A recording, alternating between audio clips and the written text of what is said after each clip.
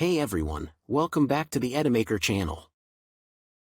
Want to extract audio from a video and save it as a separate audio file?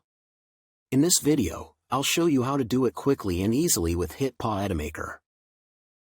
First, open HitPaw Edimakor and create a new project. Then, import the video you want to extract audio from and drag it onto the timeline.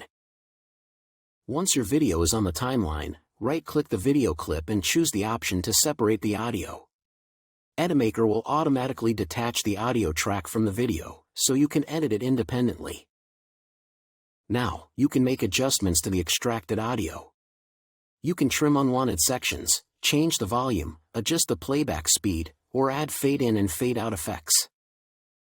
If your recording contains unwanted background noise, you can also use the AI noise remover to make the audio cleaner and clearer. When you're happy with the result, click Export. Choose your preferred format and settings, then export your audio. And that's it. You've successfully extracted audio from a video with just a few clicks. With HitPaw Edimakor, you can easily extract, edit, and enhance audio without complicated steps.